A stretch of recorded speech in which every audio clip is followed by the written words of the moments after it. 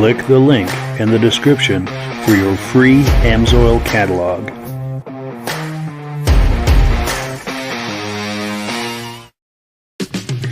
It's time for a quick shout out to some of our friends.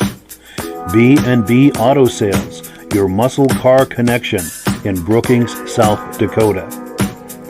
Above the Notch Car Club, a car club for auto enthusiasts in northern New Hampshire.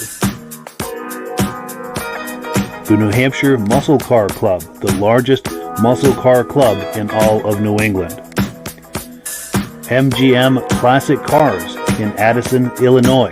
Visit mgmclassiccars.com today. Beach Hill Automotive in Bethlehem, New Hampshire, specializing in the repair, service, and towing of muscle cars and classic cars. Absolute Auto Body and Collision Repair in St. Johnsbury, Vermont. And lastly, I am your independent Amsoil dealer. Click the link in the description for your free Amsoil catalog. And last but not least, if you decide to advertise with the Muscle Car Podcast, this could be part of your advertising message. Well, good evening and welcome to the podcast. I'm really glad you're here. Now, as usual, I have a robust lineup of muscle car entertainment on tap for you tonight, including a special guest who I'm sure you're really going to enjoy. We're going to bring him on in just a moment. But before we get into all of that, I want to make sure that everything is working properly. So if you can see my face and hear my voice, I'm going to ask you to leave a comment. Please let me know where you're viewing this from and whether you are a first-time viewer or a regular viewer. Now, to our first-time viewers, if this is your first time hanging out with us on the podcast tonight, I hope you have a good time with us, and I hope you decide to join us here each and every Wednesday night at 9 p.m. Eastern Time. Now, this podcast simulcasts to 8 different places across Facebook and YouTube. So wherever you're viewing this right now, just circle back in 1 week's time, and we'll be waiting for you with another fun-filled episode. To our regular viewers who are here week after week, month after month, and season after season, you are the ones who make this possible, and we really, really appreciate that. Let's take a few quick comments, then we'll bring our friends on, and we will get this party started. Let's see, we've got BCJ Vids in the house, regular viewer, saying hello, nice to see you. Also, our good friend Ben from the Vintage Mini Bike Lovers Facebook page, saying good evening, everyone, looking and sounding good in central New York. Now, Ben, we've got to say, he does a podcast with Rob and I. If you like those vintage mini bikes from the 60s and 70s, you do not want to miss the podcast that we do on that. It happens every Sunday night, the second Sunday night of the month, 8 p.m. Eastern Time. Wherever you're viewing this right now, you'll be able to see that. Now, also, our good friends from the very beginning, Stacy and Art Fosler, are here. They're in the house from Plattkill, New York, regular viewers. In fact, we're going to be viewing one of their video clips in the second half of the podcast. Also, our good friend and regular viewer, Mike Whiteside, is here saying, hi, guys. Nice to see you, Mike. Appreciate your regular viewership. So with that out of the way, let's bring our friends on here, and we will get this party started. Gentlemen, how are we doing tonight? Very good. Doing all right. Good. Mike. There we go. We got Virgil here. Somehow I think he must have logged off and back on. Oops. There's Virgil. I'm here. Yes. Well, cool. So as I promised earlier, we have a special guest tonight. In the center of the screen at the top there, we've got our good friend Shaun Smith. He is the president and publisher of Auto Roundup Publications. And with that out of the way, Shaun, please tell us a little bit about what you're doing with that. Yeah, absolutely, Mike. Well, thanks for having me on. First off, feel very honored to be up here. I also feel very blessed and just to be able to do what we do each and every day. But we're magazine publishers that specialize in collector car and truck publications. These are displayed on newsstands throughout the country. We have subscriptions as well that are available. What makes these very unique is that there's free advertising for private sellers that buy and sell collector cars and parts and trucks. There's no other publication or entity out there that I know of that's really still doing that, and that's available through our website at autoroundup.com. And we have 3 main core titles that we publish. We have the Auto Roundup, that comes out, and it was the one that my father first started back in 1974, and it's got like a lot of your survivor cars. It's got like a lot of what you'll find, like a lot of deals on some lower priced vehicles. Um, and again, it's free advertising. Um, so this is a really unique publication. Um, got a lot of rare cars you won't find everywhere else. Um, but yeah, I'm sure, Mike, you're wanting to get into the history of it all, but didn't know how in depth you wanted me to go with all the titles at this point. So yeah, then our next we have Sorry, my classic microphone car was off. round. But go ahead. I'm sorry. Oh, okay. Yeah, sure. So we also have the classic car roundup, and it specializes in a lot of muscle cars. It's got some of your more like your higher end stuff in it. It's got some resto mods, hot rods. We kind of dub it as the flagship magazine for the ultimate car collector. Um, that's and it's got we got really some really cool journalists that have some of the country's best stories in here too. They cover the good guys, as you can see there, the top 10. There's just some really neat stuff at SEMA that the guys do, and just seems like we got boots on the ground everywhere with some of the stuff that comes out.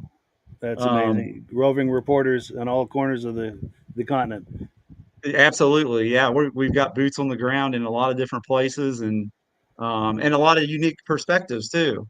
So I mean, it's a big hobby. It's a fun hobby, and it's we're here trying to be a not just a publication that people can engage with in, but also where car people can meet car people and form lifelong friendships, um, join car clubs and do things that are great for communities, for cancer research, or whatever it may be, whatever the club's fighting for out there. We also feel, an obligation to be the backbone of the old car hobby to really help bring people together and unite. Because I've said it before, and I'll say it again: car people are the best.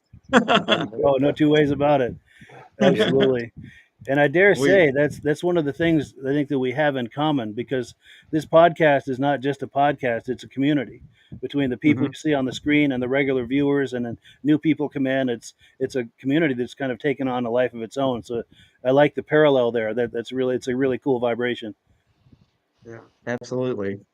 So, But and that's exactly how we feel about it. Of course, then we also have our truck roundup. Um, I think you've got well, that's backwards there, but you may be able to pull up. There it is.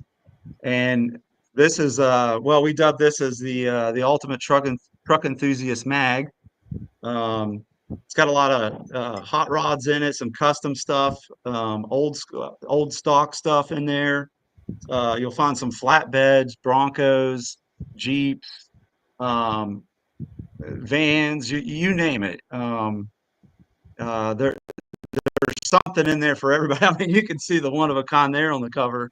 We couldn't believe that 31 Ford Model A. When that thing came in, we thought it was a tank. with a track kit, It's that's amazing. like wow, like you should see some of the stuff that comes in, and if you don't, you can always sign up and start getting it, because I mean, there's people do some crazy things with their cars, and whether you're a stock guy or you're a custom guy, I mean, there's something for everybody, and there's no doubt about it. They both worlds are just amazing to me. What people can go to their garage and spend 5 or 10 years on something, and what comes off the assembly line is just mind blowing. I Yes, mean, it's really really really cool what you guys are doing out there. for sure, for sure. Now I'll give a chance for our co-hosts to ask any questions for you if they had any. Okay, that one you're talking about, that 32, was that somebody sent you a picture for a vehicle for sale? Or is that one you did an article about? That one actually, the 31 there, the 31 Ford. I believe that was one that came in from, if memory serves me, I believe that was one that came in from one of our paid advertisers. Okay. And they sometimes send in some unique stuff. So, And see, but yeah, that's really neat. and Yeah, see for with sure. that, I had a comment on that model on that 32 there. It almost looks like it was may have been what is that? They used to use those for the mail. Uh-huh. Yeah. USPS, and I guess in Iowa and all that deep snow in the Midwest. Even if it's I've seen a mail truck like that before. Yeah, yeah, absolutely. That's That's cool. cool. They even deliver letters to Santa with that. Did anybody here watch the Christmas special? Santa Claus is coming to town. Yes. They've got one kind of like that. Yep. Cool. And Jake, any questions or comments? I mean, it's just cool. The car enthusiast hobby has such diverse. I mean, there's so many different directions you can go, and it's cool. You got the trucks, and you got more of like the entry level stuff and the higher end. Is there ever anything that comes through where you're like, I gotta have this for myself? Have you bought a few vehicles instead of putting them in the magazine or through the magazine? And we get asked that question a lot, Jake, and I appreciate you bringing that up. We have bought a couple, but to be honest, I mean we're working 7 days a week to do what we do, and we do see it, and people are like, "Oh, you get to see everything that comes in first. You could grab it first," and it's like, dude, there's not enough time. We can't They be. got I mean, we burning and would love working. to do that, and we have made a little bit of time to get something here and there that comes in, but for the most part, it takes, we're a family business too, and we all come together, but it's 24/7, 365 for sure. Yeah, So all now, work. do you have kids that'll take it over after you? I have a 9-year-old daughter Uh, that may take it on. We'll see. yeah. Guess you got to I, work for a while. Yeah, yep. absolutely. I got a long ways to go. Yeah. Yes. Well, hey, in Vermont, it's 14. You start working at age 14. So yes. Yeah, true. Don't ask me when I started working. Oh yeah, no, different time. That was the 1900s. So yeah, total different time. I'd have to give you the legal answer and the other answer. Yes, Hey, well, the hey, truth or an Cash honest under the answer. table answer. Well, I've got a few comments I want to take, and then that's where you were just talking about is actually a good segue. I wanted to hear kind of the origin story about how your father started it. But let's take a few quick comments here, real quick, and then we'll get to that story. So John sure. Spranger Jr., regular viewer from the very beginning and a close personal friend, says good evening, everyone. Great to see you, John. Appreciate that. Also, regular viewer Glenn Ford is here in the house saying good evening to us. Nice to see you. Also, our good friend from Long Island, New York, Bada Bing, is here saying hello from Long Island, New York. John Spranger Jr. says that 32 looks like Paul Crane should have, and Paul Crane does have one of those at Crane Snowmobile Museum in Lancaster, New Hampshire. And I do have video of that. I'm glad you mentioned that because John has been there and probably seen that. Um, Mike Whiteside said the mail carriers use Priuses now in the Midwest. Wow. Great car. Great car. Nice, nice. Global warming, huh? No snow. Well, cool. So yeah, with that out of the way, did you want to take us down the path of the origin story? Yeah, absolutely. So, my father, Ron Smith, is the one that started it all back in 1974. Didn't really plan to do it. What had happened was in the state of West Virginia, the government had set up a program where they were trying to rid the state of unsightly eyesores, what they felt were rust buckets sitting along the road. They were trying to get rid of these vehicles that weren't running to try to clean the state up. And so they sent government agents out with cans of spray paint, and they would come out and label your vehicle with an A on it Yeah. if it was considered abandoned. So they went around and did this to thousands of vehicles. Well, at the time, back in the 70s, those were vehicles from the 30s, 40s, and 50s. And that my dad, Ron Smith, had realized one of those days those vehicles are going to be worth money. So he went around with a notepad and a camera and started knocking on people's doors and like, hey, hey, hey, I see what you got out there. Um, could I get your name and your number and take a picture of this? And they were like, because if they're going to take this away, I think I can help you sell it. And Yeah. so he went around and did that.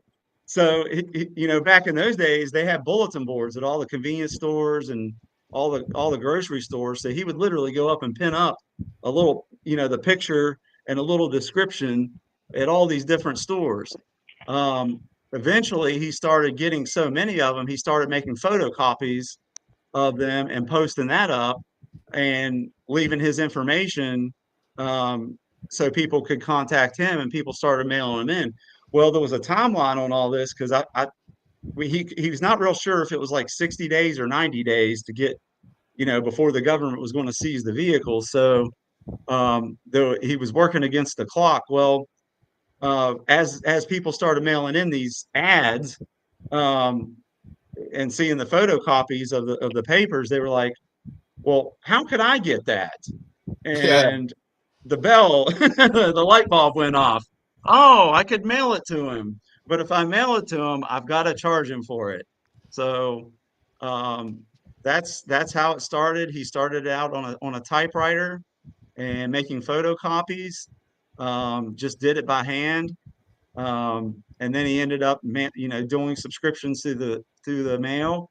And then he eventually got into selling, individual copies at the stores.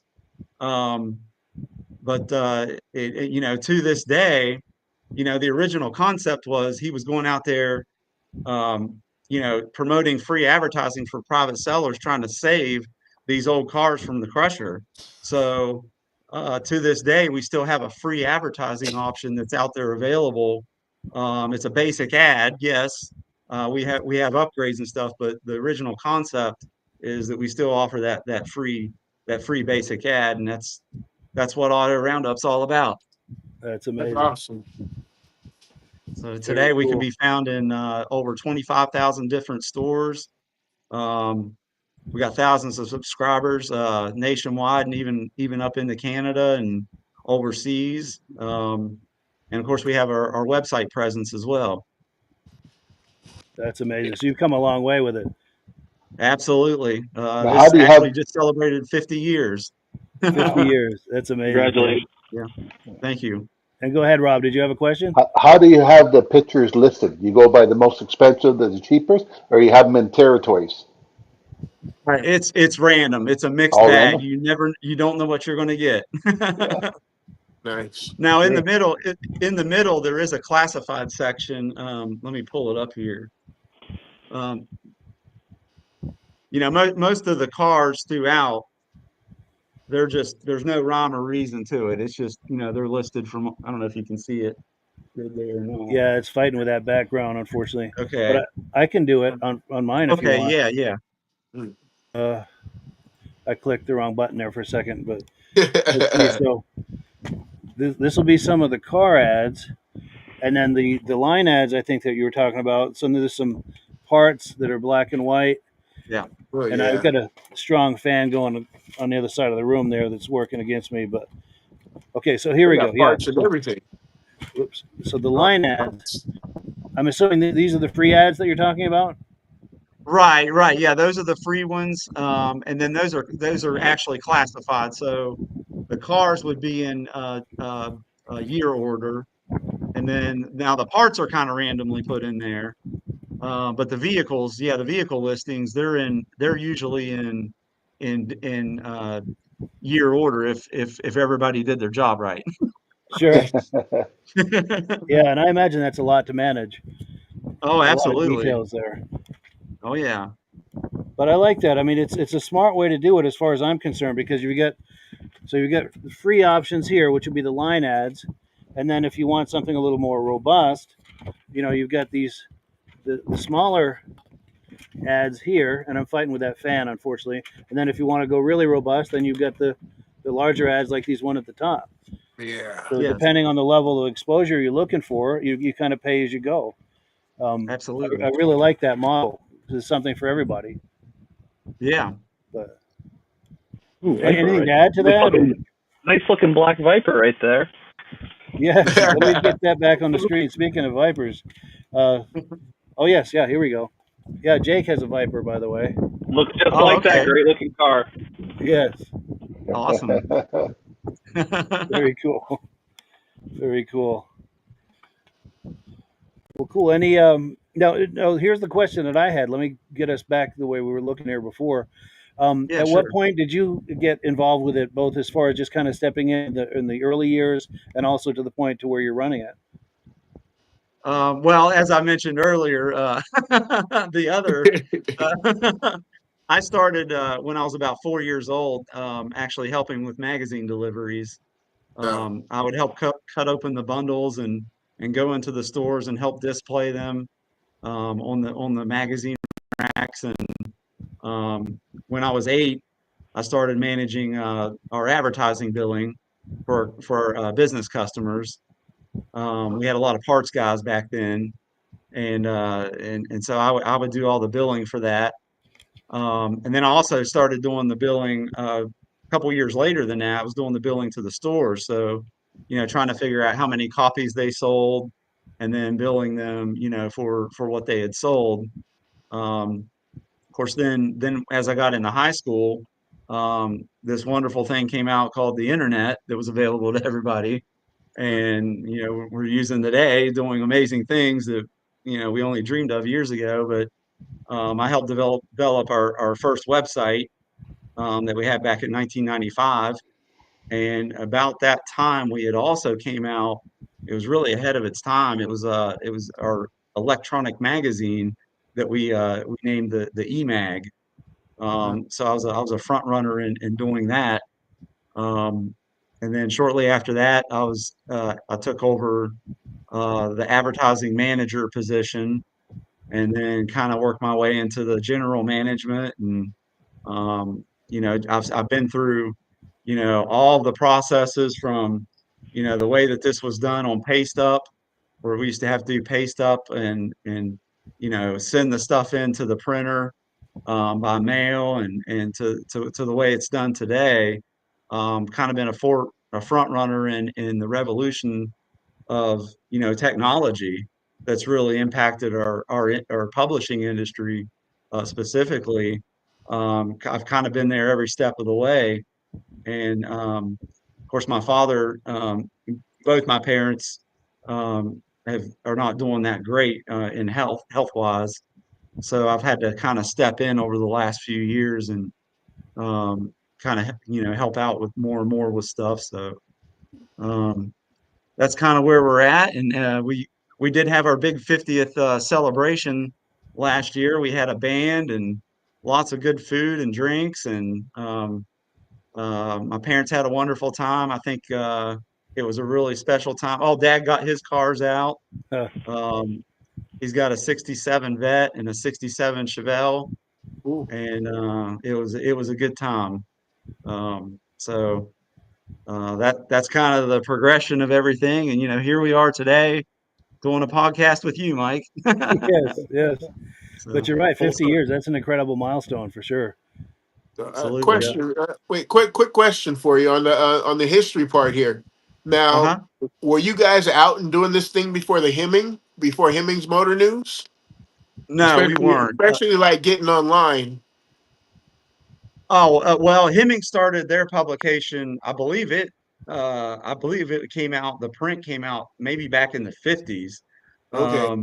But as far as I'm not sure when their website came out versus ours, but Uh-huh. um, I'm pretty sure we had the first electronic Okay. publication back in 1995. I don't think All anybody right. was doing that.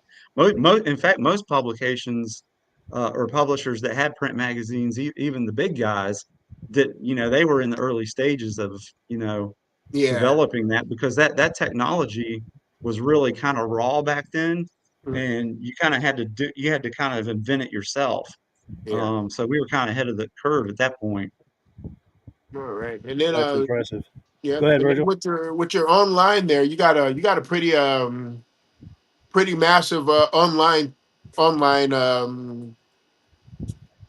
picking there, because I was online there, and I looked at your heavy duty, looked at your Okay. heavy equipment, and Okay. pretty interesting. International Scouts came up.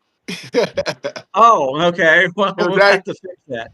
It was that, but it was actually pretty cool because I was like, wow, very, very cool. They had some very, very cool international scouts on there, but then also too, they did have a international scout. I mean, an international diesel on there that looked. Oh man, that thing looked so pretty. But Yeah. just, yeah, just going through your website today and just looking at things. So for you to bring up, you're doing the website and stuff like that. You got a lot of pretty cool things, selections on there too. Especially with like your celebrity cars and the way that you can classify different things there. It's pretty cool. Thank you. Yeah, that's been a long process in the making, and I think we've got over 9,000 vehicles up there right now, and to choose from. So I mean, like you say, there's a wide variety in there as well. Yeah. Absolutely. For sure. Now, you Yeah, were telling us earlier your magazine every 60 days it changes on the shelf. That's for the special issues. The three core titles that we have, the Auto Roundup, the Classic Car Roundup, and the Truck Roundup, those come out monthly. Yeah. So they're changing out once a month, and then the specials that were just on the screen, they're about every 60 days. And Oh, there's yeah. there's we actually have 10 of those. So the So same they'll car overlap. that's on the shelf for sale is on your website. Well, I'm sorry. The same car that's in the magazine is on the website also. It depends. I mean, sometimes they are and sometimes they aren't. Okay. Um, it kind of depends. If the customer has paid for both, they'll get both. Um, if they haven't, then they might only see it here or they might only see it there. Oh, yeah. Kind of depends on what they select. So obviously, the more exposure, the better. Yes. We actually promote that. We definitely want to encourage that. Yeah. Sure. Well, you're So it sounds like encouraging there's me quite to a few look. options for them. Go ahead, Virgil. Sorry. He's encouraging me to look. Yeah. Very cool. And Jake, yeah. anything to add to all this, or? I mean, it sounds like it started by you were trying to save cars from getting crushed, which I have a special place in my heart for because I hate cool cars dying. But it's really important that it is so diverse and that you have such kind of a wide variety. What's the newest like cars you do? I mean, because to me, 90s and even early 2000s cars are kind of hitting that classic car status or like collector. What's new stuff that you do? Well, I totally agree. I mean, I think you have to move the needle along with the times. I mean, you got different opinions on that, obviously, Of course. in the hobby. What is a classic, and you can ask that question to 10 people and get 10 answers. You Of know that course. well as anybody. But yeah, absolutely, we're starting to put in some of the newer stuff. I mean, obviously, you've had your new Mopars that have been out, your Camaros, your Corvettes. I mean, that stuff's like instant classic in my Of book. course. Yes. So I Always mean, but relevant. and then like your Vipers that you're into. I mean, the Porsches are always relevant. Your sports cars. Um, but yeah, I think that needle moves, and I think you can really see that if you kind of go back just a few years. Look at the way that the '80s and '90s Mustangs have really become something big, Mm, and Yeah, sure, the Fox bodies. I mean, there's whole clubs that specialize in just '80s or '90s Mustangs. I mean, so that needle moves, and I think it's always going to move forward. Yeah, So yeah, that's for cool. sure. yeah. So we're at the bottom of the hour. We're going to shift gears here in a moment. But is there anything, Shaun, that we haven't covered that you really wanted to cover? Uh, I think just again, I feel honored to be up here and blessed to be doing what we do, and it's you know just being out there in the car show circuit at the shows that we've done in the past, and just seeing how wonderful a hobby it is.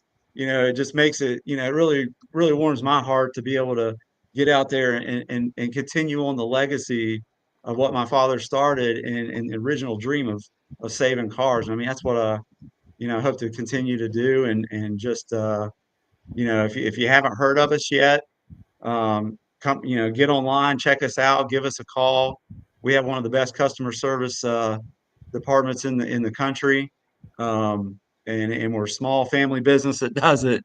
We're not some big conglomerate corporation. We're a small company, and we're a family that does it. And if you have heard of us and you are supporters, we appreciate your support. We hope you'll continue to support us and be with us in the years ahead. So thank you all so much. Appreciate it. Sure thing. And to the viewers, be sure to look for them on newsstands anywhere quality periodicals are sold. You can also find them at autoroundup.com in the lower right hand corner of the screen there. And Virgil, did you have something? Yeah, one quick question. Last question here is, how much is a subscription if you want to subscribe to the magazines online? The We have a couple different options. So the print option for Mhm. the auto roundup is $39 a year, Uh, and then the classic car roundup in the truck is 37. uh, Um, and then right now we're running a special on the digital uh, e-mag that I mentioned earlier. And yeah. if you go online right now, you can get the digital auto roundup for 25, or you can get Huh. the other two, the classic car and the truck for $15 each. And Oh, we've got a combo deal for all three for $50. So, ah, but hey. it's online only. You have to go online and do it. Yeah, you may have a new customer here, there, sir. Yes. Awesome. Cool deal. Appreciate that, Virgil. And that web Yes, I address love is looking at cars. and that web address is at the lower right hand corner of the screen, autoroundup.com. So if you like what you're seeing here tonight, be sure and patronize them. And if you reach out to them for any kind of communication, please mention that you saw them on the podcast tonight. But So, Sean, yeah, you told us what your dad drives. What do you drive? Well, I did have a 67 Buick a few years ago, Mm, Skylark. mm. Nice. And I love that car, convertible. Um, and then I had a 20, let's see, it was a 2020 Challenger. Getting into the moving the needle. That car was pretty fast. They had Yeah. the 5.7 in it, and Oh. I'm not sure I could have handled the 6.2 for very long. uh, That thing had a lot of power. But I'm working on one of my good friends that I went to a car show. He asked me what one of my favorite cars was, and I said, I really love those 58 to 60 Impalas. That's one of my favorite. And so Oh. my good friend Burr out of Ohio, he gave me my first part. And ah, so I've been working on this one for about 20 years now. Oh very yeah. cool. So one of these Oh days yeah. I'll have it. Yeah, because Nice. that 59 Impala, that's the that what is that, the Holy Grail? Or is that the El Rey they call it? 58 or the 59 is called the El Rey, and that's the Holy Yeah, Grail, they say. yeah. Those are the classics right there. And Yes. you could start with that emblem and do kind of Johnny Cash style. Build the rest of the car around it. One piece Taking at a things home in a time. lunchbox. Yeah, But well, cool. So we're going to transition. But Sean, we hope you'll stay with us the whole program because we've got a lot of really cool stuff we're going to be doing. sure. I plan to be here. Thanks for having me. Oh, for sure. This is a lot of fun. Now it's time for announcements and Amsoil. And if Rob is ready, Rob, we're going to put you full screen, and Rob's going to talk to us about Amsoil. I'm always ready, Mike. He's always ready. Okay, a couple weeks ago we talked about all the different Amsoil products: the Signature, the XL, the Dominator, the Racing Oil, the Z Rod, which is good for this product, high zinc. But Amsoil has a number of other products, like our gear lube. Most people with a gear lube, they change it every 50,000 kilometers. Amsoil is 500,000 kilometers warranty. 75 W90, 80 W90, all the different grades. All the product Amsoil make outperforms everything else I've ever seen in the market.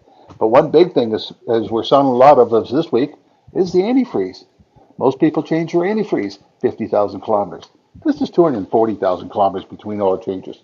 And a couple of our vehicles had head gasket problems. The old Lumina we had. And when the head gasket leaked, the regular antifreeze tore the engine right out. This weekend we got a big race in Toronto, the Molson Indy.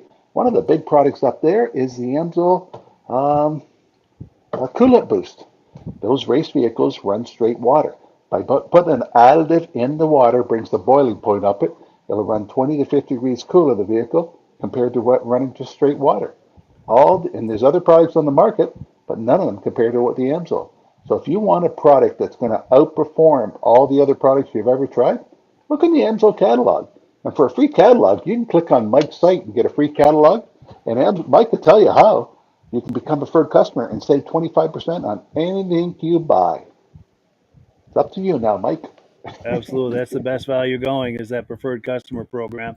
You get the deepest discounts and free shipping once you hit the $100 mark. It's an incredible value, and we hope that you will decide to join Amsoil using my link in the description. There's a link for the catalog, like Rob said, and there's also a link to join using my referral number. When you use my referral number, you're helping to support this podcast. Now, in the interest of full disclosure, I'm signed up as an Amsoil dealer under Rob. So when you order through me with my link, Rob and I both benefit, and the commissions I make go to offset the costs associated with this podcast. We thank everyone who's been doing that, and if you're thinking about doing it, we thank you in advance for that. Well, cool. So with announcements out of the way, we're gonna switch over. We're gonna focus on Jake right now. Now, Jake goes on a lot of auto adventures. He's been on some cannonball runs. I think at least two, right? I think we're up to 4 now, but one of them was a little slow. So Sure. And then you did a Smokey and a Bandit reenactment too, didn't you? Or was that on the list? yeah, we did that back in February. It was like 1,400 miles. We did it in just under 16 hours. That was a good time. That's amazing. Any Doing Trans something Am? they doing something they say can't be done, right? Exactly. Yeah. And after that, we got to get up in Boston. Yes. No, go ahead, Rob. Did you have something? Was it in the Trans Am? No, so there was a couple of people that ran Trans Am. The rule was 1984 and later.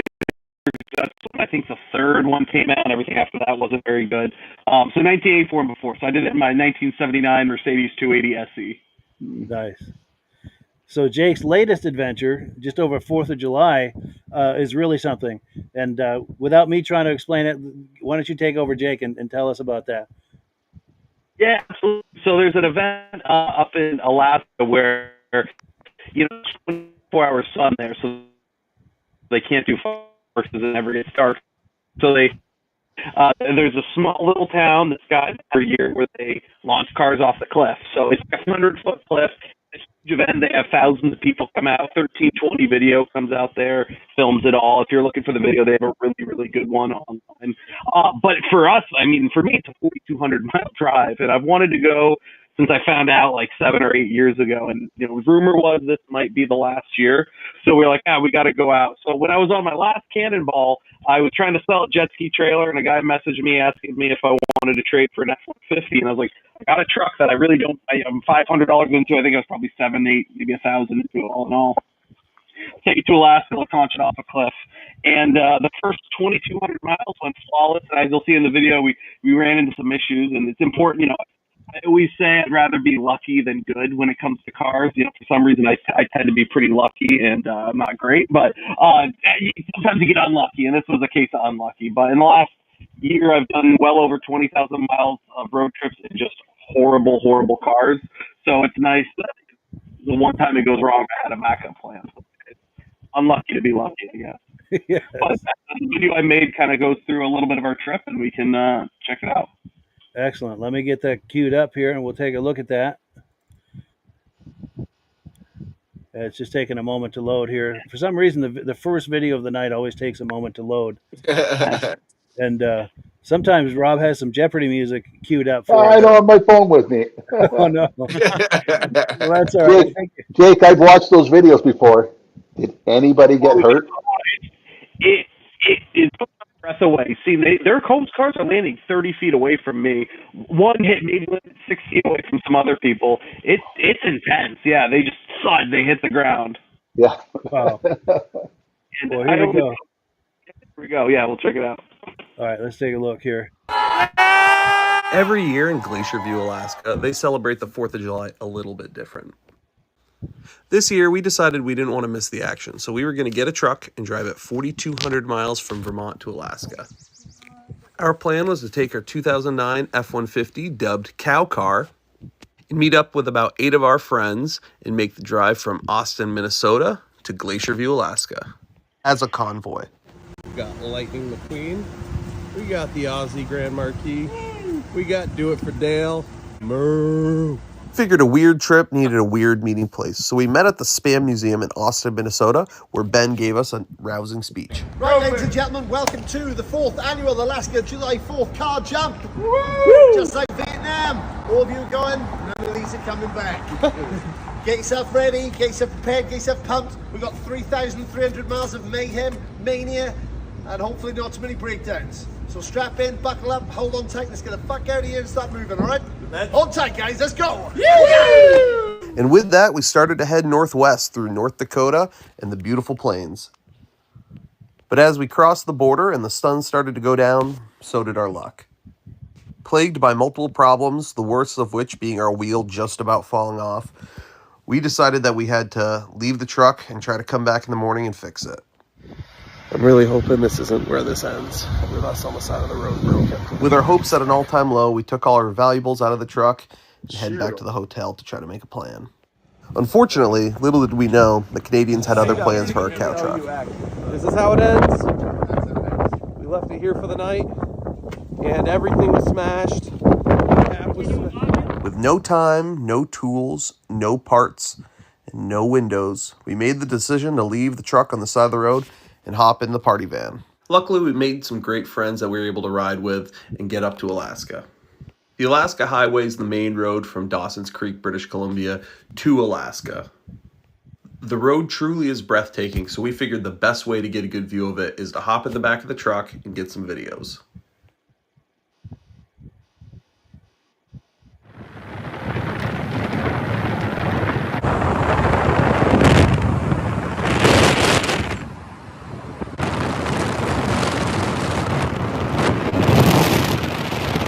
Views were absolutely breathtaking, but so was the wildlife we saw. Oh god. Oh, we need to get out of here. Fucking stuck. Oh my god. Up here we saw herds of these giant bison.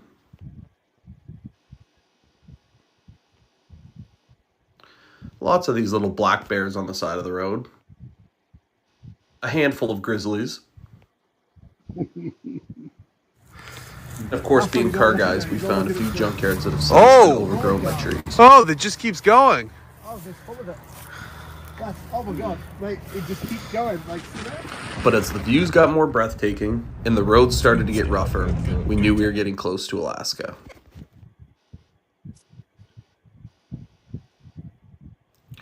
We took a couple last pictures and did a little bit of celebrating before we got to the launch site. We made it to Glacier View in the 300-foot cliff on the 3rd of July, where we then had to start emptying all of our stuff and give away our cars. Prep for the launch includes cleaning everything up, smashing all the glass out, and cutting the exhaust off the cars.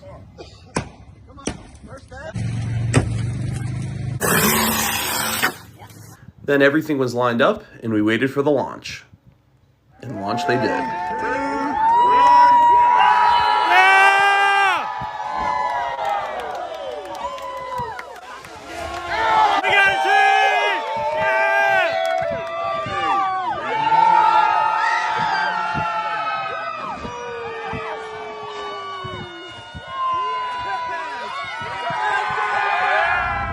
A bit of a glitch on the first launch for the minivan. Going off the ramp, it collided with another car that was going off at the same time, spun out, and almost rolled. Luckily, Ben was there to hop in, shut the car off, and give it another launch.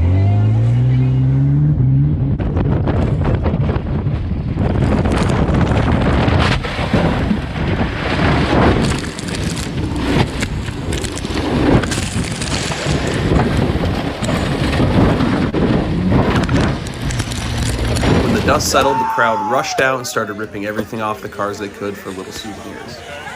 And within 24 hours, everything was cleaned up, nice and tidy.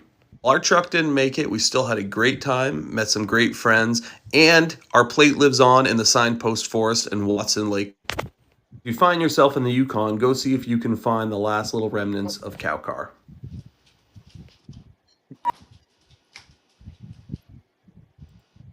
Yeah, very cool, Jake. That's an amazing story, an amazing adventure.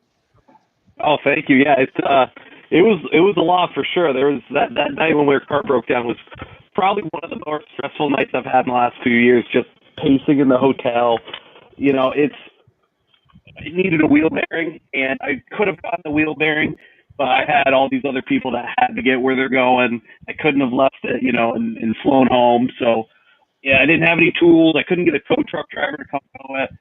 So it was just I had really no options, and the best option was just kind of leaving it anyway.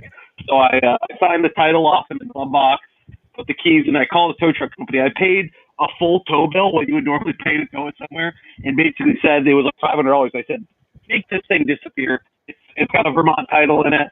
Crush it into a cube. Just I don't want to get a bill. The last thing I need is to leave it on the side of the road and get impounded the next time I go to Montreal. I have the borders asking me why I have a $3,000 bill in my name. So, all in all, it's a good story out of it. Especially I had a case of the glass bottle Mexican Coca-Cola in it, like a full case, and a cooler full of cheese. I had like $60-$70 worth of cheese. We just driven through Wisconsin, like really good Wisconsin cheese, all stolen out of it. But other than that, that's really all we got, and it is what it is. Wow, that's amazing. And we'll go around the panel here and get reactions to that. Rob, reactions to this? How many cars were going off the cliff that They day? said 38, and most went off on their own power. There was a Jeep Wagoneer that they just, as you saw, they ratchet strapped the steering wheel, and this Jeep Wagoneer was just clapped rough to that, far, gone, and it veered off right to the side and hit the tree, and we're at the bottom. We can't see this. We have a radio with our buddy up top, and all of a sudden we just see a cloud of dust and this tree over the edge of the cliff come down, and their big flag that they had hanging from it and everything. But they said that went off with a forklift after that because it was about 2 feet shorter after it hit the tree. But yeah, they had 38. One of your cars had a camera in it. Did the camera survive? Yeah, so I don't think we lost any GoPros. All 3 cars we launched off, because we had 3, had GoPros in them. And I think one might have just obliterated. They had it on the parcel shelf, and it landed on its roof and just took it, crushed it. But the other 2, there's internal footage of the Lightning McQueen one. I just don't have it. And then the minivan. How many spectators watching? Thousands. I mean, the people I went with are in with the people that run it. So we were like 4 or 5 rows back, right in the front. There was probably an 1/8 mile crowd behind me. Like there were thousands of people, like way back. We were right at the front. And when all the cars are done launching, they just yell go. And it's all like kids and some adults, and everybody just runs up and swarms all these cars. And like I saw a kid walk away with a power steering pump. A kid picked up a rock and tried to like break a door off, which is just like anarchy. These people, it was like these kids were savages, but it was a good time. Nobody got hurt, and at the end of the day, everything, it's all good. That's amazing. And Shaun, reactions to this or questions? Well, yeah, good. Nobody got hurt, and of course, most importantly, at least you lost your cheese, but at least you didn't lose any spam. Exactly. We had a couple cans. Yeah, we picked a few up. I'd never had it. It was better than I thought. But yeah, for some reason they wanted to start there, and I was like, I don't care. I think that's a fun place. So we started there 9 a.m. and then it was like 14 hours later. Then we broke down. Now, Shaun, you could have sold some of those cars ahead of time, couldn't you? What's Well, that? we could, yeah. Shaun, you could have listed some for sale. I know. Well, they're still out there somewhere. I would have done it quick. I drive a lot of like interesting cars, just because I like weird stuff, and I have never gotten more attention than when I'm driving a big cow. It's just funny. Everybody loved it. Like you drive by, you see people taking pictures, see people smiling. So I see myself making another cow car for sure. It was hilarious. That's So amazing. is that what, if you were going to do this again, obviously it sounds like you might be inspired to do it again. Is that what you go for? Is another, or you got something else in mind? You'll see what the vibe is. We talked about doing like the Vermont red Hunter plaid on it. It depends what you get. There's a guy who had a Corvette that dresses it up like a Barbie Corvette C4 and launched it. So, depending on what it is, if it was like a Honda Element, it'd make it look like a toaster. I'd get creative with it. Nice. A And Virgil, toaster? reactions? Yeah, Vermont plaid would be great. But yeah, but like I say, on what's it called? I did like your suit you had on. Yeah, Oh yeah, which suit was that? Was that the red one? Or was Did you have the all? Who had the all white one on? Oh, I think that might. Well, there was a couple pictures. I'm trying to think. I'd have to see. There was a few people there that were all dressed up for it. And Okay, I, because oh, whoever was dressed up in all the white, it remind me of Super Dan Osborne. oh yeah. Did he have like the mask on and stuff? Um, he may have. I forget what. Yeah, What. that's my. That's Matt Davis. His caricature, whenever he comes to car shows, he's Captain Chaos from the Cannonball Run. So he gets Okay. the whole suit with the little cannonball mask on, and he's a crowd favorite everywhere we go. Yeah. That's cool. That's cool. Now we've got some Yeah. comments that have come in. Let's take a look here. Uh, trying to click on it. Why is it not taking it? Oh, it is taking it. All right. Our good friend Bada Bing says cars are just so damn cool regardless. Absolutely. And Yeah. then our good friend Mike Whiteside is commenting on the Alaska video. That's cool, he says. Yeah, for sure. For sure. And all it's a trip I've been wanting to do forever. I mean, the Alaska Highway has always just kind of been like a holy grail in my mind. I'm gonna go back because I got to drive it myself. I rode in the back of a minivan, which was extremely comfortable. And the people we rode with, I had never really formally met them. We're all friends of friends, so I know they're good people. I know they're not bad, but like we had, by the end of it, we were great friends. So it's if you can do a car adventure out there, it makes some good stories. Jake, didn't they warn you ahead of time, like grizzlies like human meat? Oh yeah, I mean for sure. I'm truck, like we're going by bears, slowing down, taking pictures. That was I didn't have to drive. I brought my 35 millimeter film camera with me and got some like incredible shots. And we're like hanging out of the car, taking rollers of the other ones and stuff. I don't think anyone would care. Every time you get into a town, there may be one cop, there might not be, but we were going 200 miles of nothingness. Cool All deal. right. Question: What's the speed limit on those highways like that, where it's just open? I'll be honest with you. I don't pay much attention to the speed limit. Jake, don't do the speed limit. I really couldn't tell you. Yeah, I I think know. interstate was probably 110, and then we were back there. And that's 110 kilometers, so Rob. That's I'm sure that's something we all know. And then probably like 15 miles per hour on the Alcan, maybe a little less. And we weren't going that fast. We were soaking in the views then. The Okay. only time we really hauled was I had to drive. Again, some of these people I'd met, some I didn't, but I had to drive an hour back to the truck in the morning to get our stuff out of it. And Olivia, at this point, we had decided, hey, we can't fix this truck. And so I was like, hey, Olivia, I'm going to leave you in the hotel lobby with all of our luggage, everything, like bags. And I was like, and the guys are going to come pick you up in the van, and I'll see you at some point. Because I had to go an hour south and then an hour north, and they were just going north. So they were 2 hours ahead of us.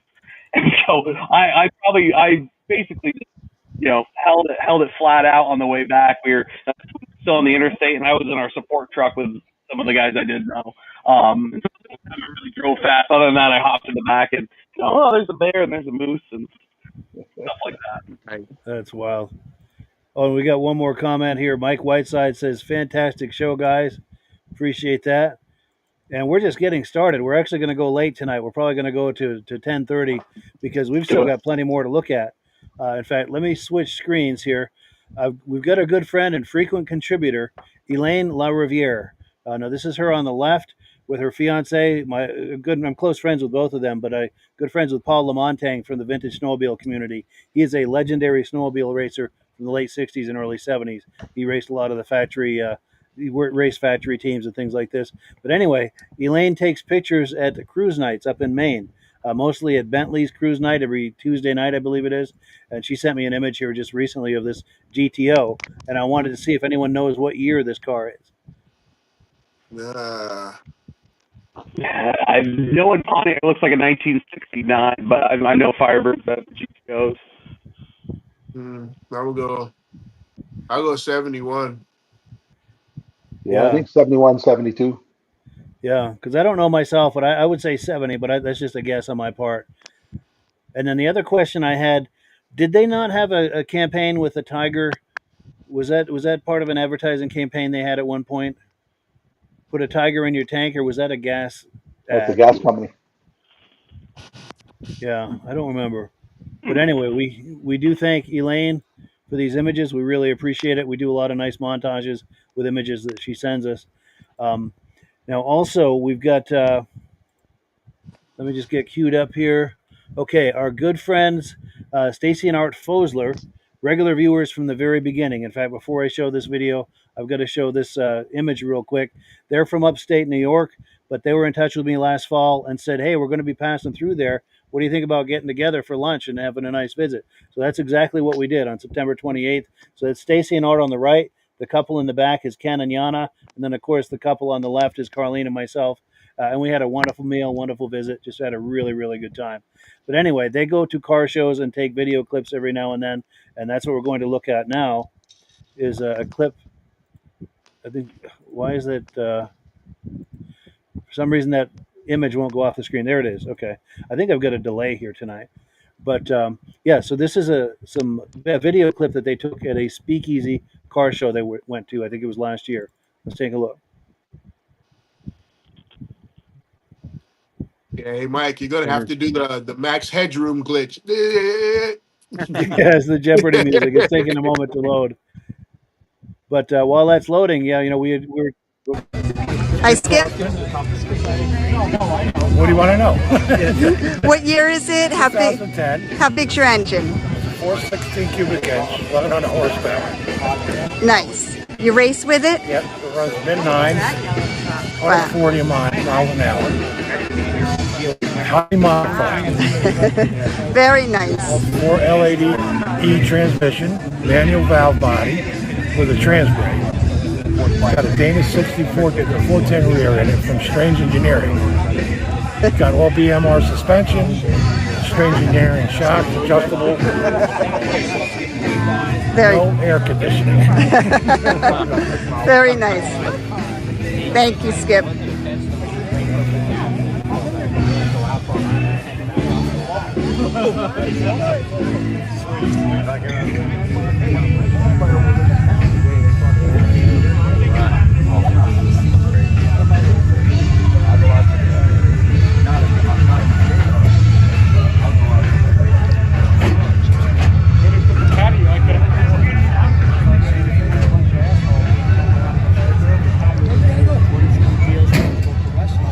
Here's some more cars. We got Pepsi Newburgh. It's a franchise owned. We're around all the area. Most of those places are so full. We used to have Pizza Hut and Taco Bell. At least most of them so close.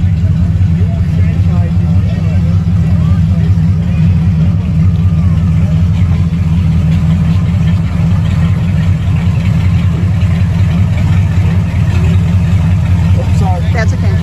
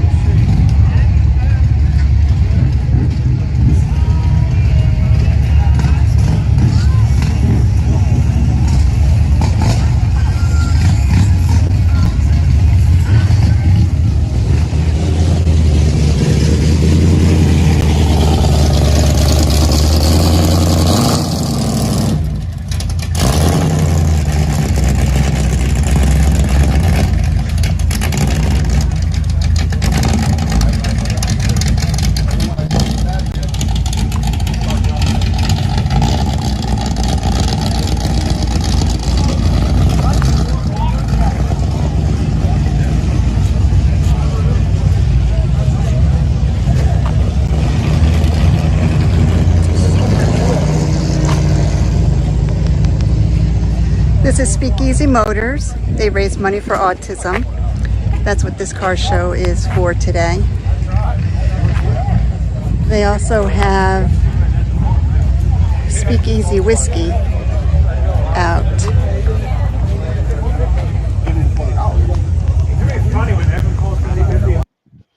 So yeah, thank you so much to Stacy and Art Fosler for that footage. We really appreciate that.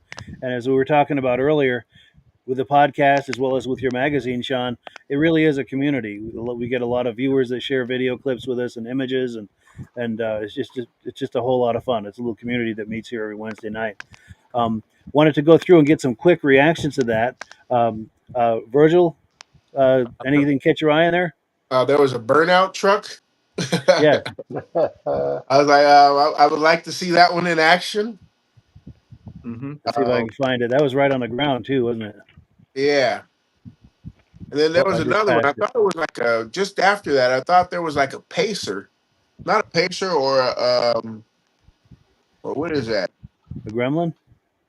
Yeah. Like a four-door. It was in between two Corvettes. Yeah, I Light did blue. see that. I'm having a hard time finding it though. Oh wait, that blue one. That white truck there had a nice cam in there. That light blue right there. Yeah, it's cool. AMC, Those, yeah. you don't get to see those. No. And Shaun, anything catch your eye in here? Well, yeah, absolutely. I mean, just seeing, well, number one, who says a vehicle doesn't look good with its hood up, but Yeah. just seeing the burnout sign right there. I mean, that brings back memories of the street rod jamboree in Delaware that we used to go to, and Yeah. just remembering people bringing extra tires with them, and they did the same thing up in the Syracuse Nationals, and those were always good times. So I'd like to see some. That just makes me want to see some burnouts at this time. For Yeah. sure. Say that $5,000. Yes. Yes. Absolutely. That you should be able to buy some tires, right? Yes. Yeah. And My Rob, tires, anything catch hopefully. your eye? Oh, I like the sound of that white pickup when it was leaving the exhaust. But as it was leaving on the right-hand side, there was, if you just back up a little bit, there's a really nice roadster sitting there. You just caught the right. Yep, there's the Oh, front yeah. end of Oh it. yes. That coupe there, yes. I like those designs of cars. And Jake, how many burnouts contests have you won? Yeah. Are pricey. They're 335s. They're wicked sticky, and it's got a pretty tall ratio in it, so it does okay. But I do, if I'm gonna do it, I'll do donuts more than burn. A little bit more fun. Yeah. And now for the burnouts, you can buy tires that give off colored smoke. I know. I've seen people put liquids on them too that give you a different color. Like that kind of steams up. It's just a good time. I'm just so happy it's car show season again. Yeah. Yeah. Nice. Oh, now we've got a question about that 65 GTO or the GTO. He said, Kevin Culhane, our good friend, says he's tuning in late, but he said the 65 GTO had a tiger under the hood in a commercial. So maybe I that's what remember that that. reference was. Interesting. Very cool. And then our good friend Bada Bing is saying the audio is breaking up, and I'm getting that here and there. Is anyone else hearing some audio chop, or is that just me? Yeah. No. Yeah, it comes and goes, Yeah. it seems like. But we'll press on here. Well, cool. So we've got another clip to look at. Now, this is our good friend Derek Rabida. He's up in Maine. He's friends with, you remember Elaine that I was talking about who does the images? She's a mutual friend of ours. Now, he makes footage available to us on a regular basis. And he went to the Bonnie Eagle car show earlier this year. Let's take a look at his footage that he got there.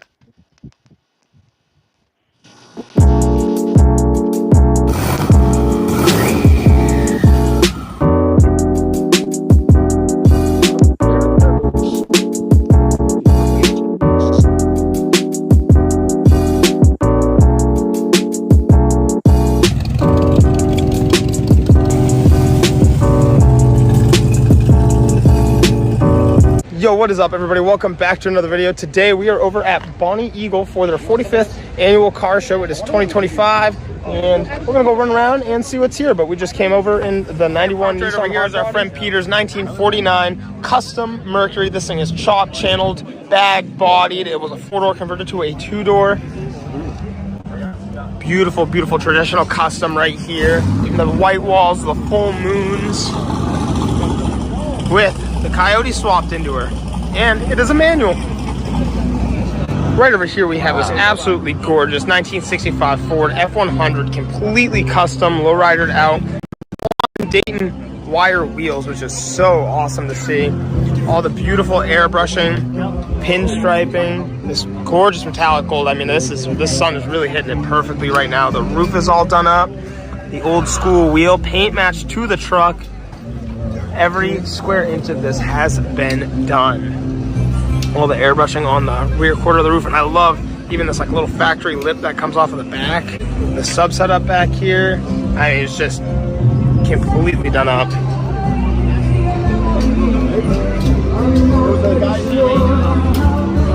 Like one of my favorite trucks. It's really awesome to see here. This is so mini trucking styled. We got a newer Silverado. What year is this thing? 2014. But look at the graphics down the side of this thing. All painted on there. The big wheels. Sitting real low too. Cool to see on the crew cab as well. Wow. Tubbed out in the back. That's fresh. I'm liking that. I've never seen this one around. So right over here we have this really, really cool early 2000s Ford F-150. It's got the Lincoln badge. It's got the shaved tailgate handle, so it's flipped on the inside. We've got the wing shaved roll pan into the body, like the bed of the truck. Real early 2000s wheels. The side exit exhaust. All tubbed out with a white spray and bed liner. Some upgraded air setup in there, a little more modern. We got the Louis Vuitton stitching in the seats, so someone's kind of done their custom touch. It's really cool though, because this is the regular cab short bed, and even with this regular cab had this little just extra door that actually opens up suicide. But pretty cool to see. You got your aftermarket hood, the Lincoln grill. Not often we see too many things like this, so quite a find to see at the Bonnie Eagle Car Show.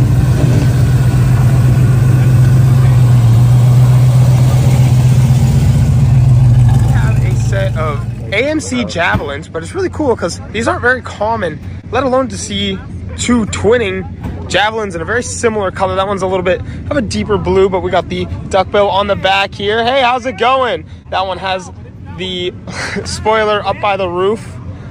American Racing wheels, but he came all the way down from New York to be here at the show, so really cool to get a clip of them. I wanted to grab it right before they left.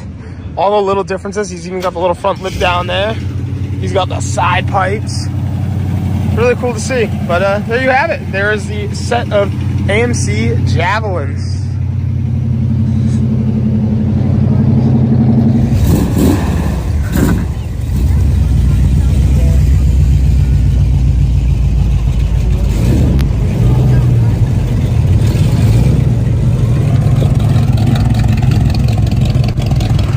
Well guys, we're going to finish off the video. We did get a first place in our class with the purple truck, so that's really exciting. We're about to ride over in the back of this truck to our truck, but there we go. This is cool. We're awesome. At another meet now. We just parked up the purple truck over there. We cruised over with Callie and Lexus in the first gen Dodge. And right over here, our friend Shaun just picked up this orange C5 Corvette. Just trying to make sure I had that right. With the LS1 in here. I love the way this hood tilts up. Said the wrap is like 10 years old on this thing, but I like it. It's a really nice color. He also has that beautiful Mitsubishi Evo 4, it's a manual, that we've been working on the channel, or that we just looked over. So hopefully we'll see some parts for that soon and get back on that car, but it's just really cool to see. So yeah, thank you to Derek for that footage. We really appreciate that. He's a regular contributor to the podcast. He's been on here a couple of times and just a hell of a good friend. He does the Japanese mini puck. I'm sorry, let me try it one more time. Japanese mini truck YouTube channel. So if you like what you've seen here, look for that YouTube channel. Just search for Japanese mini truck. That's his Japanese mini truck right there. And we just really like what he's doing. And the thing that I really like about him is the way he talks those vehicles up. Really good stuff right there. Let's go. I think we went bottom to top last time. Let's go top to bottom for quick reactions to this. Jake? I love some lowered trucks. I'll be honest, my favorite vehicle in that, aside from the wheels, is that white F-150 with the Lincoln grill. Not a huge fan of those wheels, but a lowered pickup truck is, I don't want to say useless, but it takes a lot of the utility out of it. I love that about it. Yeah, that one right there. I've always been a huge fan of the Lincoln Blackwood, which was Ford's or Lincoln's like luxury truck at the time. So whenever I see a Lincoln pickup truck or anything branded as a Lincoln pickup truck, I love it. So that's a cool truck. And his, I think he's got a Nissan. I think it's like a hard body pickup. I could be wrong. He's got Derek's got a great truck too. That purple is pretty sharp. So I do have a nice place for lowered pickup trucks. Not a big lifted guy. Nice, nice. And Rob? There was a lot of high-end vehicles at that show, like that pickup truck. That was cool. But the one before that, that purple one, oh, and the cost of just that paint job of that car right there. Yeah. Somebody did a lot of detailing for that type of paint job. That's great. And I've never seen so many vehicles with the tubs going all the way across. Yeah, never seen that before. Yeah. Oh Speaking yeah, of which, right there, C-notch. for sure. And Shaun? Yeah, I really was impressed with the lead sled. I couldn't tell if, based on the color and the images, if that was like a purple, like maybe or I don't think it's candy apple red, but Oh. just trying to figure out what color that is Popsicle exactly. purple. Popsicle purple. Yeah, or It's burgundy. not quite or plum green. crazy. Yes. Yeah. And Virgil? Oh yeah, that lead sled is pretty cool. To go from 4 to order 2, that is pretty cool, and it doesn't even look well. Once you look at it, you know, you get a closer look. Once you start to look at it, it's like, wait, hold on, that looks a little long, you know. But there was Yeah. like the Lincoln truck, like Jake said. Every time you see a Lincoln truck, it's like, whoa. But Yeah. it reminds me of the Lincoln trucks of the 50s. You know, that one got that like the 1950s Lincoln truck look. And then there was what else was there?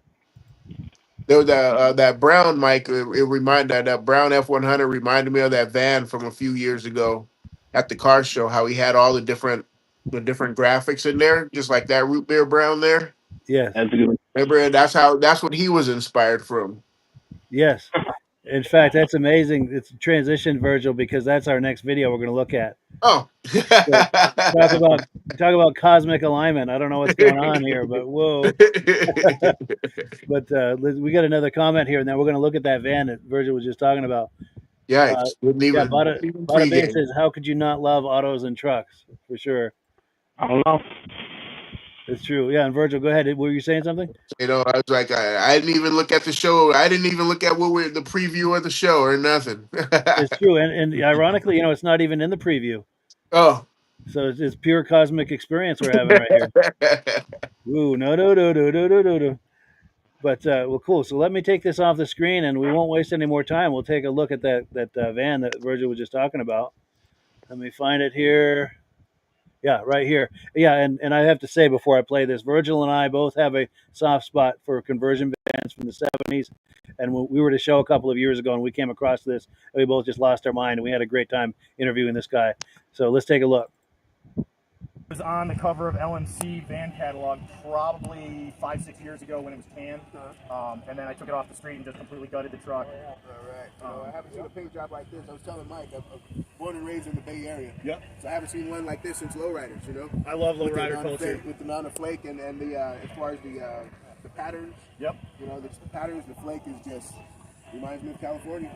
That flake is amazing for sure. It's all paint huffer metal flake. I think they're out of Arizona. All the candy is Little Daddy Roth candy, and the clear is all the Little Daddy Roth clear and stuff like that. So Roth inspired. Yeah, it's very much Roth inspired. I love Rat Fink. I love that whole eras of like custom with a K hot rods and You got stuff. the shifter? I actually have a glass shifter that somebody made me that matches the outside with the flake on it. Custom glass blower out of Vermont. My buddy Dylan did a bunch of that. I've got what I couldn't do as far as paint, body, motor. I shipped out to my friends that I know pinstripers and different people, interior guys and stuff. So I figured if I was going to build something this wild, I could help feature some of their other their products. Like my interior guys are really good. Clint did a great job on my interior. And it's just been a really fun project, start to finish. My van club, The Vanished, out of Massachusetts, they've all thrown parts at this thing because they knew I was building something super wild. So, you know, it was a all hands on deck kind of thing when it came to like searching parts out for this. It was really clean. It was from North Carolina when I got it. It came with North Carolina plates on it when I bought it out of the junkyard. And it was good. It wasn't like a New England rotten van or something. So I had a really solid base to start with. But then you pull it off the road to do a couple of things, and then the windows started leaking on it. So I was like, I'm going to pull all the windows out of it and just put sheet metal on it. It took 3 other vans to make the van that you see in front of you today. So the gull wing kits were custom vanner kits out of California. Yeah, I noticed that on that side door. That was cool. That was very cool. As opposed to a sliding door to have that lifting up. Then I see what you did in the back here. So. Yep. It's been a really fun 3 years building it, and it's always something different.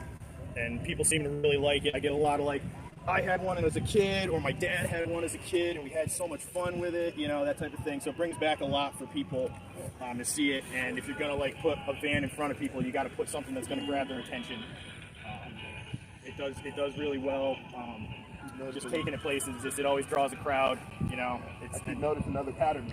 Yep. Other patterns in the paint. And I noticed your what is this right here?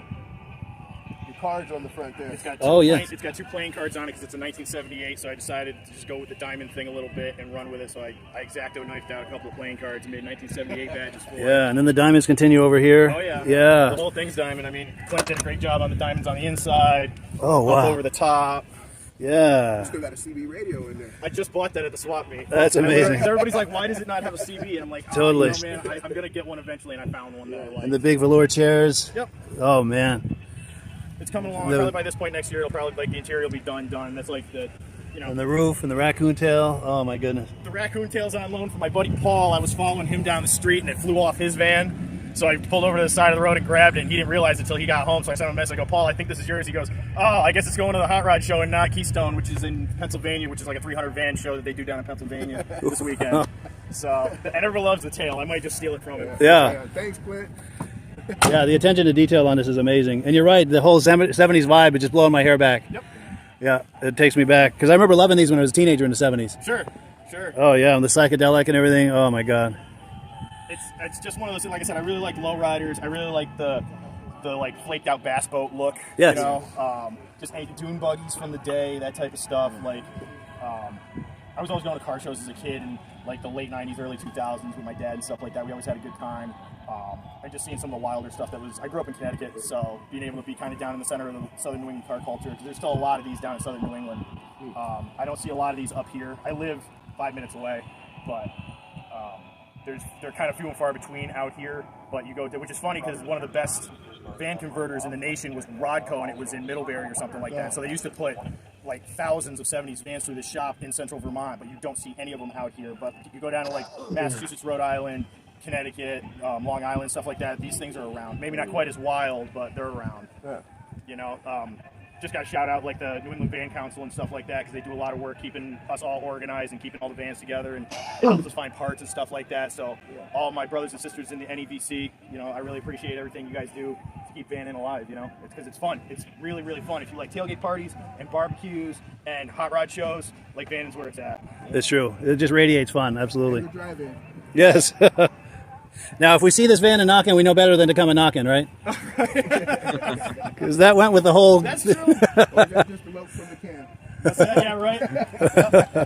It's a little both. Yes. Have a little column A and a little column B. That's right. Can we go on the other side and get... I want to see you lift that door on the other side. Yeah, of course.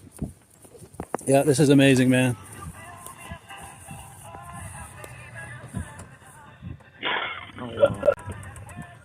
Wonderful.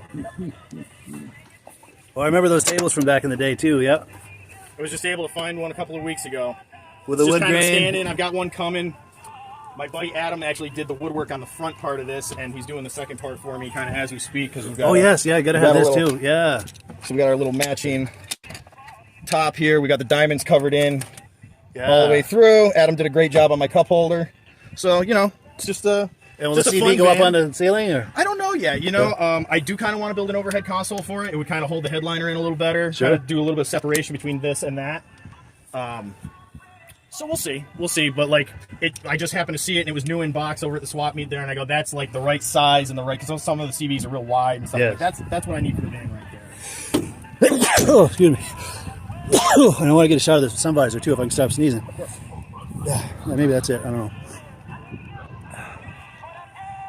Yeah, the attention to detail on this is amazing, dude. I had my buddy Scott Fisk down in southern Vermont do all the pinstriping on the dash. He did everything under here. like the way your paint goes in the into the door jams. Yep. Yeah, and this is a nice touch. Yeah. The flake into the engine bay there. KC's I on blew the whole there. truck apart to do it. It was painted, doors off, hood off, fenders off. And I blew the truck about as far apart as I could to try to like bring it together. It's got like 4 or 5 different colors in it, and they kind of harlequins. It's just kind of like everywhere. If I want the visor's orange, but the truck's brown. It's two-tone gold on the bottom, so it goes from that. So I just kind of like picked like a color palette and just ran with it. You know, because the KC day, those are old school daylighters, the yellows and golds. I love it. I love that lowrider culture. Pulling up to it, it was like, oh man, it's kind of my that just so reminds me of home. Yeah. You know, San Jose is the birthplace of Lowrider magazine. So sure. You know, so yeah. So to see this, it was just amazing. Yeah, I gotta give a big like a tip of the hat. There's a Cadillac Coupe de Ville that's been here all weekend with the entire lowrider top. It's orange. It's got the silver. Like it's got better lace than mine does. It's an absolutely gorgeous car, and I'm sure it's probably in the winner's circle or something because it is immaculate. It's whatever you would want in a lowrider Cadillac. It has it, man. It's gorgeous. Wow.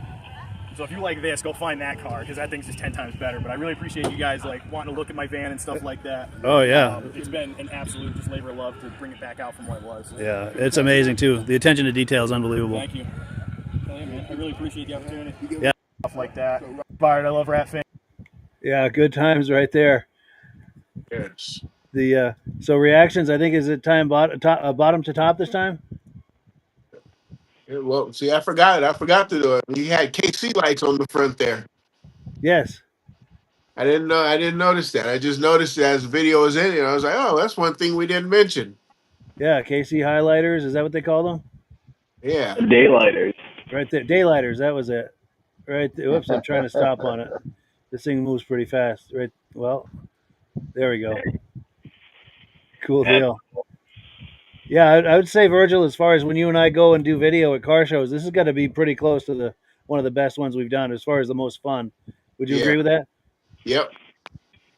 Yeah, that was we had a good day that day. We got a lot of people. Yes, we did. We get a lot of good footage, good interviews, and just good vibrations too. Yes, sir. Yes. And Shaun, reactions to this? Yeah, I mean this is awesome. I mean, I love this van. The collar just screams retro 1970s, and you're seeing, we're seeing a lot of stuff popping up like this, especially, from the 70s. And, I mean, you can see the bed in there too. I mean, people are converting these and just traveling and camping has went through the roof over the past few years, but these things are super hot right now. And, we're seeing the value of them go up. So, I mean, I think this is a real gem you guys found. Very cool. Sure. Definitely. And Rob? Oh, back in the 70s, I had 3 vans in my parents' driveway at one time. Every weekend there was a van in somewhere to go, and they would pull 500 to 3,000 vans out of van in. It was big things back when I was a kid. But my last van I did up, I paneled the inside, and then I took shag carpet and stapled it all over the wall, all over the ceiling. The dash even had shag carpet on it. Nice. Dice hanging from the mirror and little balls hanging from the ceiling. And we went overboard on some of them, but they were fun events. Now, Rob, is the reason you don't have it because the 70s called and they wanted their van back? Yeah. That's cool. I even took a Dodge one, 2 Dodge ones, and the one I made into a trailer that matched the front one. Nice. Oh, yes. Very cool. And Jake? Yeah, I mean, I love lowrider culture. It's never always been like my big thing, but I went to the Peterson Automotive Museum a few months ago, and one thing I noticed was the attention to detail in lowriders is second to none. I mean, like, even, and you've seen a lot of it in this too. I'm still working on it. It's a beautiful car, but like tying some of the body work on the outside to the inside, he had like little panels and dash panels painted. Is really cool. But like when they get to like the upper echelon, like everything, like ball joints, they engrave, like every little nut and bolt. I've never seen any oil filters they paint. It's crazy. So it's cool to see him doing that, and kind of working his way up to that. But that is a beautiful van. That's rad. For sure. And my only comment to add, I probably said it 3 or 4 times during the video, but the attention to detail, it really did blow my hair back, what's left of it. Yeah, very really impressive. Well, cool. So, yeah, we have come to the end of another episode. and we've had a great time as far as I'm concerned. I Oh wanted to yeah. thank our usuals, Rob and Virgil, for being here. Also, our regular friend Jake for being here, and of course, our new special guest, Shaun Smith, the president and Thank you. publisher of Auto Roundup magazine. Appreciate it. Thank you guys for having me. It was a real fun time. Lots of cool stuff. Yes, Oh we've got to yeah. do this again. Sure. Cool deal. And going to give a shameless plug for you one last time. Like we said, Shaun is the president and publisher of Auto Roundup Publications. These are some of their titles on the screen here. In the lower right is the web address. If you're curious about what we've talked about tonight, autoroundup.com is how you're going to find them. We're going to pop a few more titles on the screen here for a little more shameless plugging before we close the program. These are just some of the publications that they do. Here's some of the more nuanced titles, specialty titles. Just really impressive what they do. I've been buying this on the newsstand for years, and I have to say, we appreciate you coming on here, Shaun. It's a treat to finally meet you in person after looking at your magazines all these years. Thanks for having me. This was wonderful, and I feel honored to be up here. So really cool what you're doing, and keep up the good work. Well, So cool. We thank appreciate you. that, Oh and yeah. thank you also to our viewers. And anyone with a final comment before we close? Great show, lots of vehicles, Mike. Yes. Oh yeah. A lot of fun tonight. Thank you there. Thank Yeah, you, Shaun. and Good enjoy stuff. this weather. This is driving season, so get out there. Even if you're thinking take your project car to work, you can take it to work. It'll make it. Do it. This Yes. is the time of year for it. Absolutely. All righty. Well, thank you, everyone. And as always, we give the last word to Amsoil, and we'll catch up with you guys in 1 week's time. All righty. Have a good one, Thanks everybody. a lot. Hit the wrong one. Here's Amsoil right here. Hello, everyone. This is Rob and Mike. How you doing today, Rob? I'm doing good. Mike, yourself? Very well. Thank you so much for coming on. I appreciate it. Now, today we're going to be talking about Amsoil, and in a few moments we're going to show you how you can get the deepest discounts, free shipping, and free gifts when you order your Amsoil products through us. But first, I'm going to ask Rob to give you a quick description of what Amsoil is and why you should consider using Amsoil products in your motorized vehicles. Thanks, Mike. Amsoil is 100% synthetic oil. Everybody uses Amsoil for a different reason. Some people like the benefits that Amsoil is warranted for 25,000 miles or 1 year. The reason we can do that is because Amsoil doesn't oxidize. It doesn't form the usual carbons, gums, sludges like petroleum oils do. That's why we can keep it in the engines longer. Petroleum oils never do wear out. They oxidize themselves. That's why they have to be changed at 3,000 kilometers. And Amsoil likes the benefit that you only have to change the oil once a year. That saves some money. Some of the people like the benefit of Amsoil is it's a slipperier type lube. By having a slipperier type lube, it cuts down friction and drag. By less friction and drag, engines run 20 to 50 degrees cooler, better gas mileage. Now, Amsoil says 25% more protection than the industry requires is in the Amsoil bottles. My average customer gets about 10% increase in gas mileage. That's a big savings. Yeah. And by cutting down friction and drag, for every 10 degrees you cut down the friction and drag, doubles the life of the engine. So by having the engine run cooler, it makes it last longer. Some people like the benefit of the range of the Amsoil.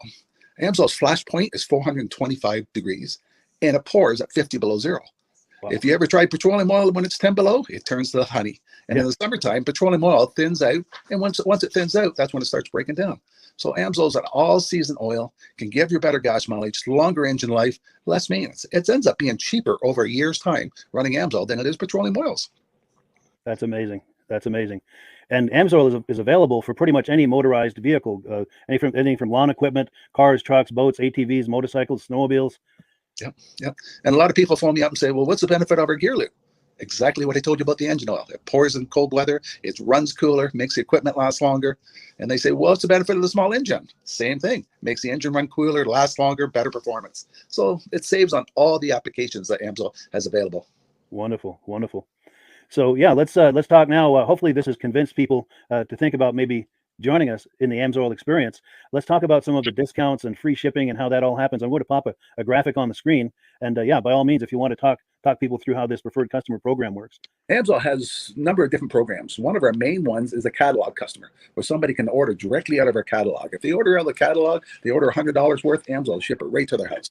But our best program is our preferred customer. For only $10 for 6 months, you become a preferred customer, you save 25% on all the product. You order $100 worth, they're going to give you free shipping.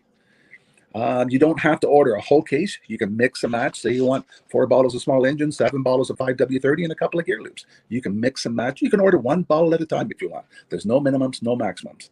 By being a preferred customer, you save over 25% on all the products you're going to buy.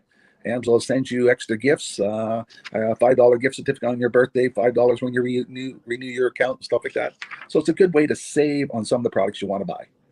For sure, for sure. Yeah, it's an incredible value, and this is the deepest level of discount that anyone can get when ordering Amsoil. Is that correct? It is. It is. Wonderful, wonderful. So let's take people through the step-by-step experience of placing an Amsoil order. Then that would include signing up for the preferred customer discount, or sorry, preferred customer program, so they can receive those deepest levels of discount. So let's go to the website. This is what the website's going to look like. These are some screenshots. Once you go to amsoil.com, there's a link in the description, or you can just type that into a browser, amsoil.com. This is the page you land on. At the upper corner of the page there, you see how I've circled in red. That is the link to click, the Join Now link. That will take you to the Preferred Customer Program page, where you can take advantage of all of these discounts and free shipping and everything that we've just been talking about. This is what that page looks like. In the lower right, you're going to click Join Now. This will pop up. You select the duration you'd like, whether it's 6 months or 12 months, and click Add to Cart. Now, once this pop-up goes away, you'll be back on the main page. And the upper left, you'll see where I've got that red arrow. It says Shop. Now you can start shopping for products, and on your very first order, you're going to get these discounts and the free shipping as long as it's over $100. You'll get all of these benefits right away. So once you click Shop, it's going to take you to the product page.